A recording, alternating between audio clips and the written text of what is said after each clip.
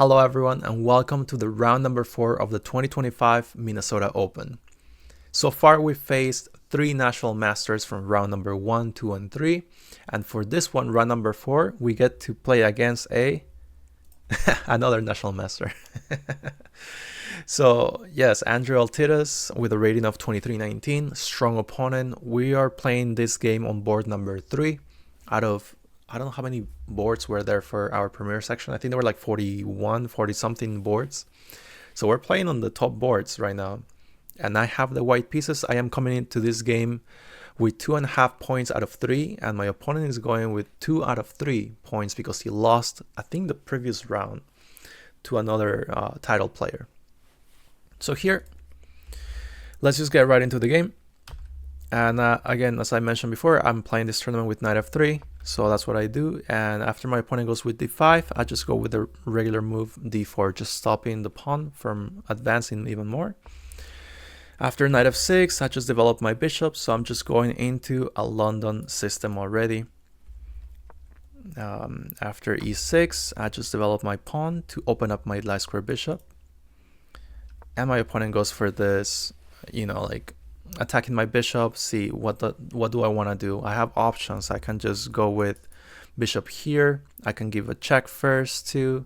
I have multiple ideas, Apparently the best move in this position is to just give this check with the bishop, and maybe if bishop here, now you can capture with check and maybe trade a bunch of pieces. And keep in mind, for this game, I'm just thinking, because I'm playing against a strong opponent, I just want to draw the game.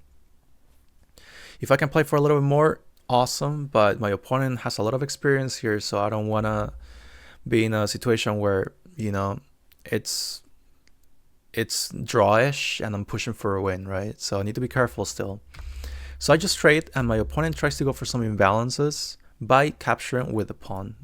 Keep in mind that my opponent is very strong, and as I mentioned previously, stronger opponents will try to play a little bit suspiciously so that the position is imbalanced and they can try to push for a win since they have more experience with tactics and ideas like that. So I just go very simple here with c3. The better move would have been c4. That's a move to keep an advantage, but not just for future reference, I guess.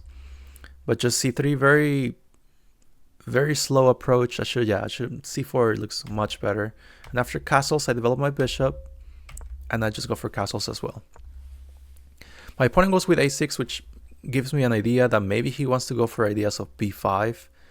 And to this, I probably also have plans of a4. Maybe here I can already go for some a4, but the top engine move here is just b3, which is a very weird move in my opinion, because you create a weakness here on c3.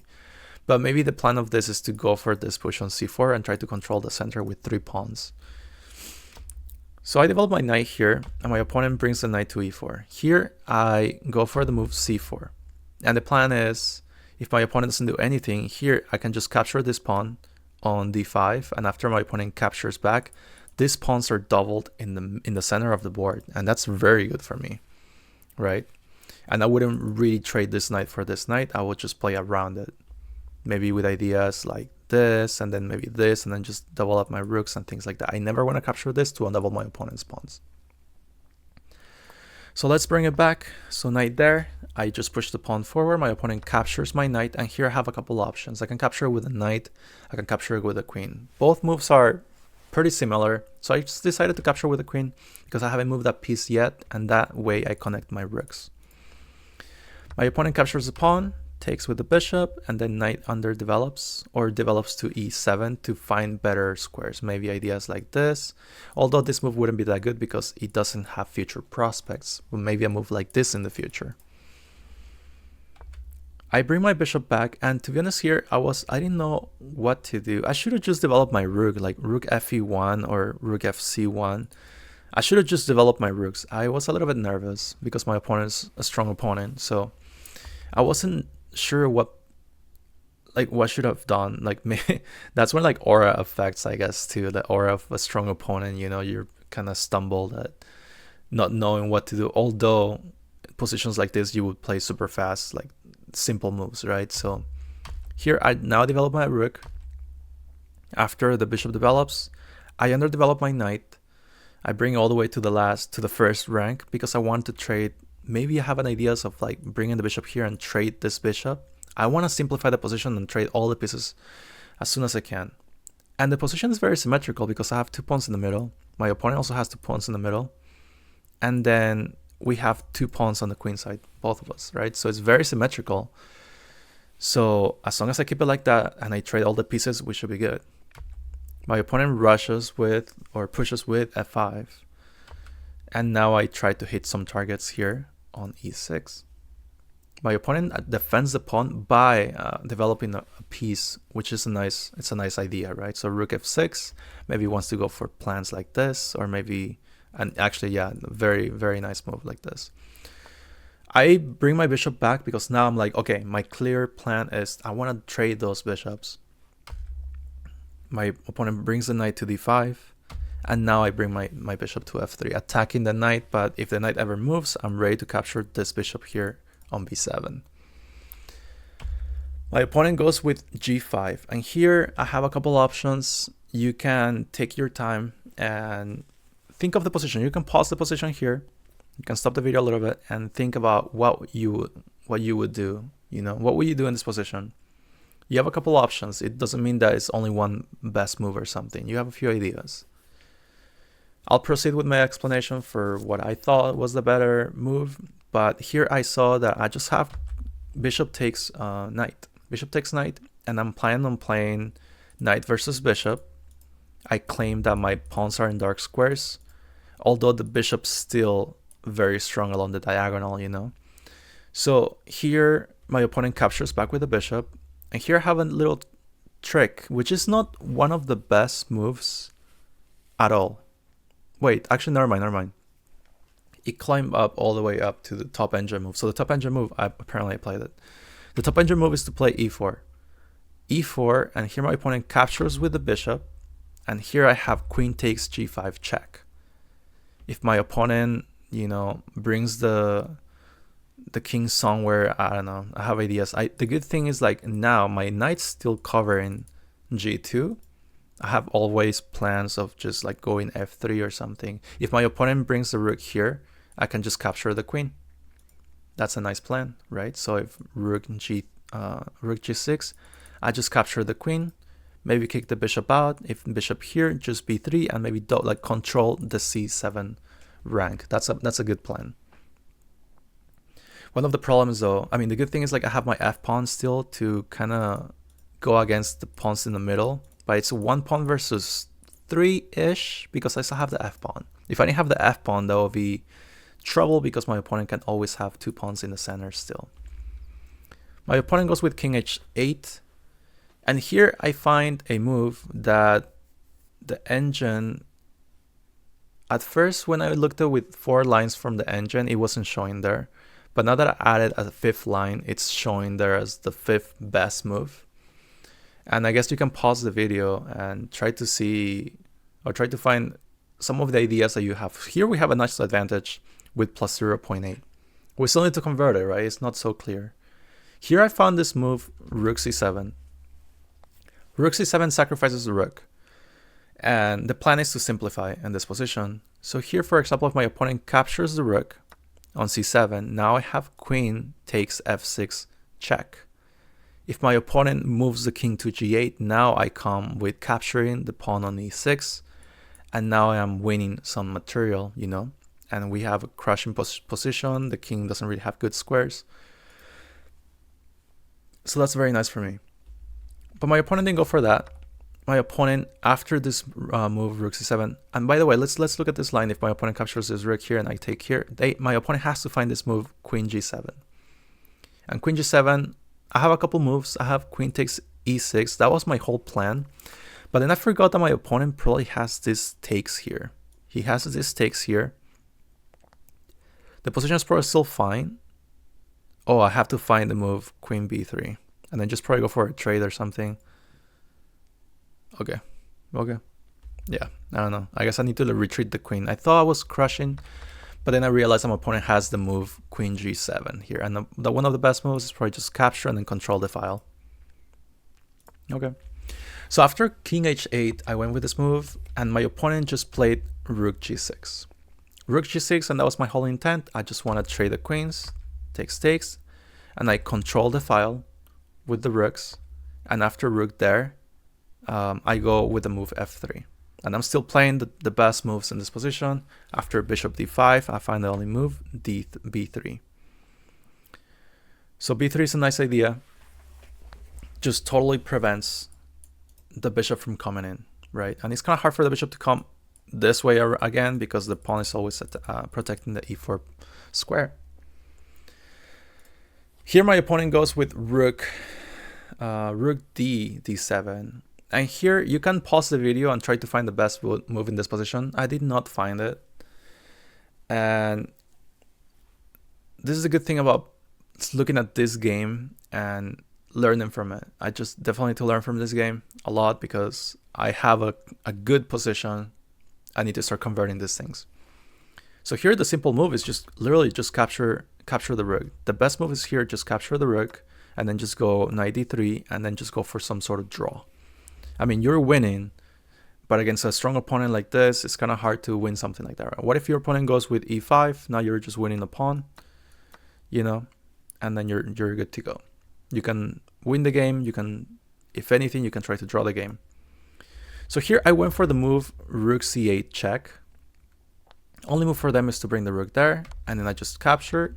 And here I apparently need to bring the rook with check. I feel like it's too much, but just knight d3. That's what I play. I play knight d3.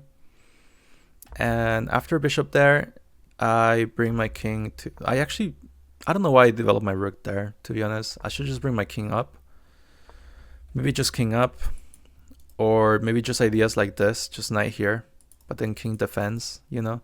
That's why it was better to just capture the rook at the beginning on d7. Because now the king is one square more toward the center, right? So I kind of helped them a bit. Before, like if I go with a move like knight f4 after I would have captured on d7, the king would have been still on h8. So like the king cannot really defend this pawn. It would have to be the rook, or they just have to push the pawn forward. So I kind of messed up a little bit. And after this, I went with rook here, just to keep control of the pawns here. A little bit defensive move, not the best. And after king develops, I just bring my king as well. After king forward, I go with h4, which is a decent idea. After pawn there, so here, the critical move, the move that I played actually was just pawn takes on e5. And after this, my opponent has nice ideas of pawns like this. Let's bring it back. And here, this is something to learn. This is very instructive here. So what are the best 4 moves in the position? The best 4 moves in the position, keep the advantage either zeros or plus 0.1 advantage to the white pieces. None of the moves include capturing the pawn. And all of the moves include moving the knight. And it's because in this type of game, we cannot really stress out too much about capturing this pawn and trying to simplify the position like that because we're opening up the rook. So here, the top engine move is to bring the knight to the to b2. And what if your opponent just captures here on d4? Right? Now we can try to develop the rook. First of all, these pawns are doubled, so that's really nice for you. I can even have ideas of just king here probably. Like king here, this is always defended. The rook is always controlling the file. If the king ever comes here, I can try to give some checks or something. Even like develop my knight. So here I already have ideas of like rook d2, for example, attacking this pawn. Like rook d2, let's say here. Let's say the king goes here to c7. I have knight c4 check, which is a very bad move. If my opponent goes to d5, I fork the king and the rook. And if the king goes, let's say somewhere here, I can just give a checkmate with the, or not checkmate. It's just literally g3 checkmates here. So my opponent would have to go back and then just knight takes b6. The pawns in the middle here are still doubled. And I already captured a pawn on b6. You know? So those are nice ideas that now I am seeing, but I didn't see before. And this is why going to tournaments and playing these type of games against strong opponents will help you so much and like to learn from these positions, you know.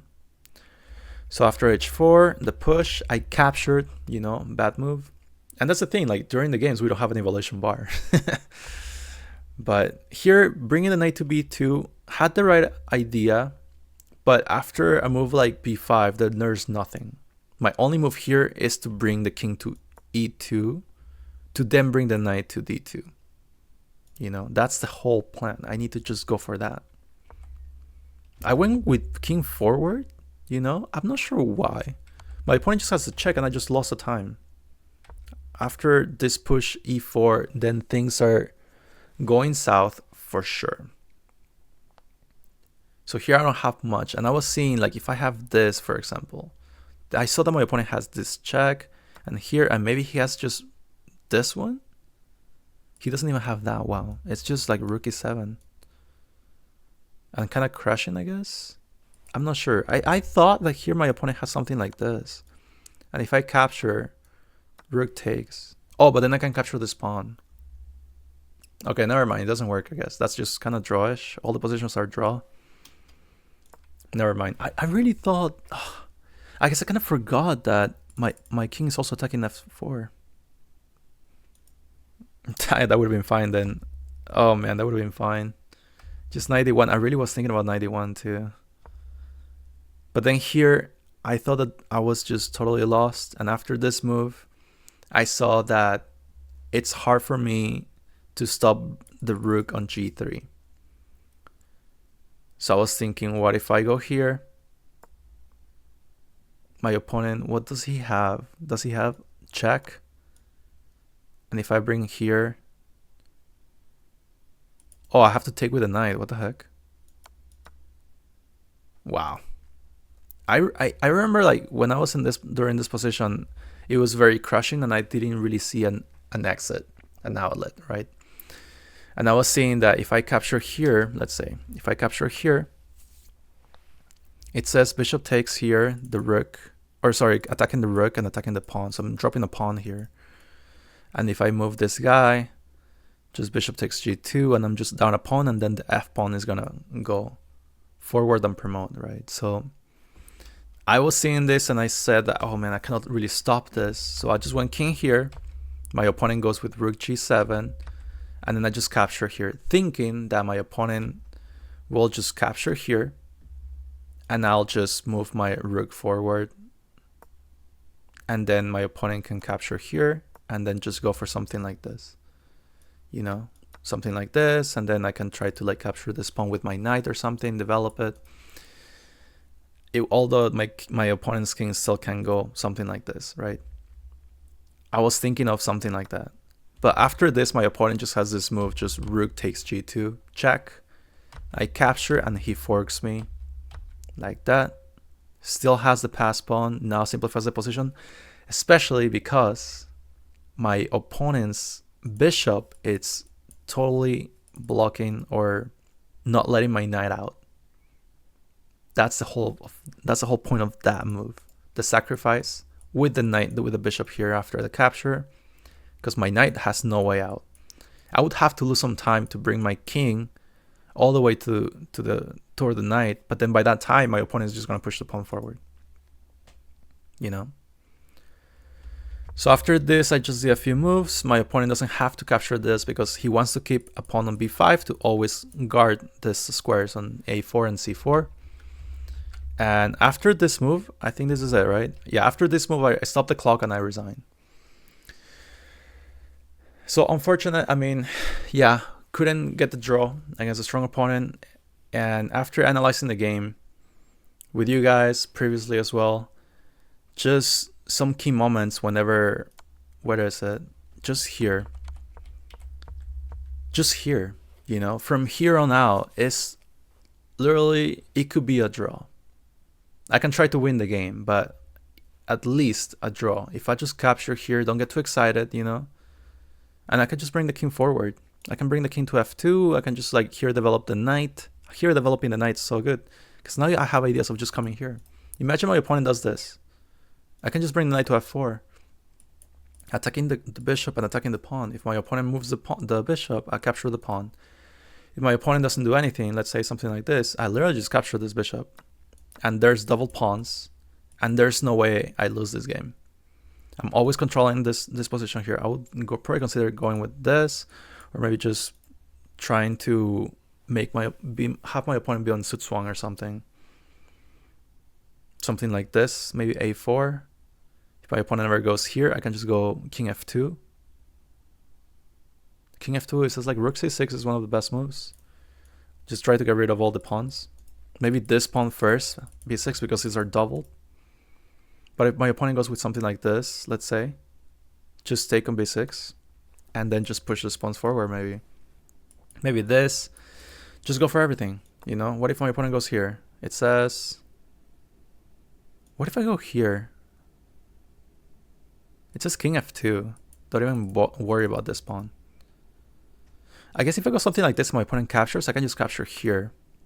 If my opponent goes here, I can capture here. My opponent takes on b3. I can capture on f5 first. And after this, I capture here, and I am winning the game. Just like a simple, not the most accurate, but at least, you know what I mean? You get the idea, right? Here, just capture the rook. Just keep it simple, guys. And we're doing well against a very strong opponent. So here's a little reflection after round number 4. I hope you like it. Hey guys, just finished the round number 4. We couldn't get the win, but you know what? That was fine. Andrew, the guy that I play against, he's over 2300. He's been playing chess for a long time. He's like over 2200 on FIDE as well. Or he was 2200 on FIDE, and then I think he dropped a little bit to 2170 something. We were talking afterwards, after the game. We're not talking about the game much. We were just talking about different things, and he said that I played really well. But yeah, I mean, I think what was it? Knight b2 was just too far away. I shouldn't have brought the knight to b2. It wasn't doing anything for the rest of the game, and it was kind of hard to do anything. I mean, the position was very lost. I was just ready to resign because, I mean, before I took the pawn, if you were thinking like I have some moves, I mean, I probably just explained it in the recap thing, in the analysis. But I'm just coming out of the tournament right now, haven't reviewed the game yet, and just fresh out of my head. Rook g3, and I cannot stop the pawn, and checks are coming. So I don't know, it was just a lot. We couldn't get the win, but we made a friend. And you know what, I didn't feel too bad about that loss. I mean, Andrew's a very strong opponent. He's over 2700 on chess.com. I think he's like from Blitz or Bullet or something. And he was surprised about my level. A lot of people were surprised about my level. People were commenting on the list saying, hey, who's this 1600 beating everybody? So all the players that I faced were national masters, all of them. That's crazy, man. That just means that we're in that level. We can get the title. We just have to keep on working hard and playing even better than we were doing. I like the knight f3 approach. Okay, so now an overview of all the games so far. Like round 1, knight f3, and then the position was going into like a Coley system. And you know what? The Coley system is, I mean, unless it's the worst version of the London, because the bishop is behind the pawn, but it's the opening that my father loves to play, and I was happy to play it. So I think it was kind of nice to like bring my opponent out of theory. It wasn't a very known opening, I think, so that was good. That was good for me, especially having the white pieces. For the second game, I just missed rook check, and then I can go and save the knight with my rook somehow. and the position is like +4, +5 or something. So I was waiting. I just didn't think it was not bringing the king forward, but actually bringing the king backward, because my opponent cannot leave that square. So it was just give the check first. I think instead of just promoting and capturing the knight, it was give the check first and then go for that. Round number 3, my opponent just missed knight a5. So I was ready to just beat down the exchange. I was ready to beat down the exchange and try to create a fortress or something. But my opponent made the wrong move, and then he made an expression saying like, "Oh, like he messed up." And of course he messed up, because he had a winning move. Knight a5, and that game was it. That was it. After the game, we also mentioned, we talked about it. It's like knight a5, and that was it. But one miss that cost him the game. And at the end, I just had I was fortunate enough to have the knight, the queen check, and then rook check, win the rook, or win the queen, you know. So GG's regardless there. And round 4, tough position. I wanted to play knight versus bishop, but then my knight was just too far away from the play, so it could have been alright. Just knight b2 was not the play. I had to bring the knight closer to the center. So that's pretty much it for the first 4 rounds. And again, today's Saturday that I'm recording this, and tomorrow Sunday we have 2 more rounds of 1 hour and a half with 30-second increment. And actually that's what happened. The first two rounds today were 60 minutes with 5-second delay to catch up to the 3-day event, or the 3-day group, which was the 90 minutes with 30-second increment. So round number 3 and 4 were a little bit longer, but that's good. We're playing some good chess, guys, and if I can do it, guys, you can do it. We just gotta put the effort there. Let's get the practice. Let's get the live streams. Let's get the practice games. Let's do our chess exercises here and there. You have content every other day or so, and then there's a lot of content on YouTube regarding chess. I mean, there's a lot of entertainment, but if we want to get better, we need to start looking into educational things, like learning some, like maybe openings, learning some end games, guys. We need to focus on the end games, guys. We need to focus on the end games. Like before this tournament, like in the morning, I was thinking I definitely need to start going into, I want to learn a lot of end games, so I'm gonna start studying end games. I think that's all I'm gonna study, I think, from now on.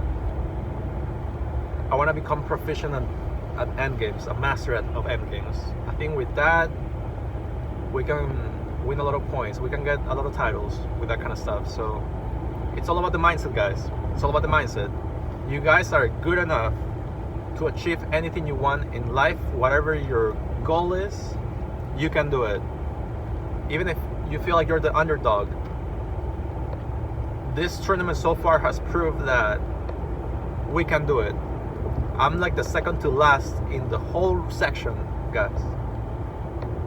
There's 2500s, 2300s, 2200s, a bunch of those players, and I'm like the second to last in all of them. And I've been doing amazing. You guys can do it too. Okay? So let's keep at it. Let's keep moving forward.